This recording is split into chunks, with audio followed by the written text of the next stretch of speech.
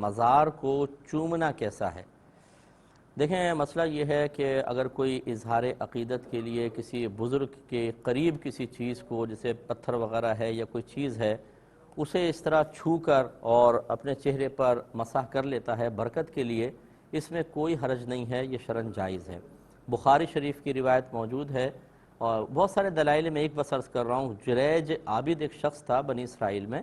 اس کا ایک قصہ، ایک واقعہ میرے آقا صلی اللہ علیہ وسلم نے لکھا ہے کہ وہ نماز پڑھ رہا تھا، اس کی والدہ نے آواز دی، وہ جواب نہ دے سکا تو والدہ نے اس کو دعائے ضرر دی کہ تو فاحشہ عورتوں کا منہ دیکھے۔ تو ایک عورت نے اس پہ جھوٹا الزام لگایا، لوگوں نے اس الزام کی وجہ سے اس کو مارا پیٹا اور اس کے جو عبادت خانہ تھا اس کو گرا دیا۔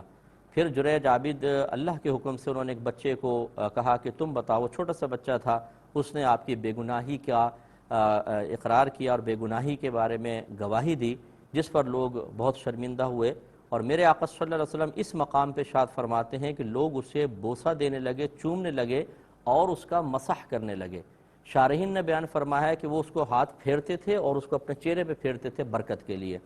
تو اس کا مطلب یہ ہوا کہ جب ہمارے نبی کریم صلی اللہ علیہ وسلم پچھلی کسی امت کا کوئی واقعہ یا کوئی چیز بیان فرمائیں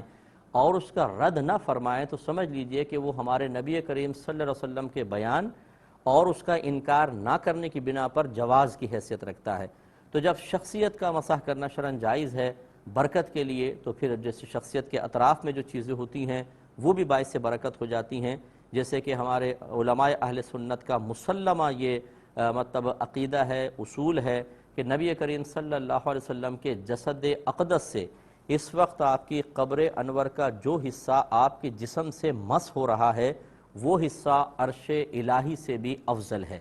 کوئی اس پر اعتراض کرنا چاہے، کوئی متفق نہ ہو، وہ اس کا ہیڈک ہے، اس کا مسئلہ ہے۔ ہمارے پاس دلائل اس کے موجود ہیں کہ نبی کریم صلی اللہ علیہ وسلم کے جسد اقدس سے جو چیز ٹچ ہو جاتی ہے انتہائی بابرکت ہو جاتی ہے۔ اسی طریقے سے جو اللہ کے نیک بندے ہوتے ہیں، چونکہ ہم وقت ان پہ اللہ کی رحمتوں کا نزول ہوتا ہے، تو اطراف میں جو عمارت ہوتی ہے، جو دیواریں ہوتی ہیں، جو فرش ہوتے ہیں، وہ بھی اللہ تبارک و تعالیٰ کی رحمت اور برکت حاصل کیے ہوئے ہوتے ہیں، اور اللہ کی رحمت کو اگر اپنے چہرے پہ مسح کیا جائے تو یہ منع نہیں ہوتا۔ میرے آقا صلی اللہ علیہ وسلم نے فرمایا کہ جب تم دعا کرو تو دعا کے بعد اپنے ہاتھوں کو اپنے چہروں پر مل لیا کرو، کیونکہ جب تم دعا کرتے ہو تو اللہ کی رحمت تمہارے ہاتھ پر آتی ہے، اسے اپنے چہروں پر مسح کرو۔ اس سے آپ اندازہ کر لیں کہ یہ کوئی مطلب اپنے پاس سے جوش عقیدت کا نتیجہ نہیں ہے، دلائل کثیرہ کا ایک نتیجہ ہے کہ اس طرح کر سکتے ہیں، لیکن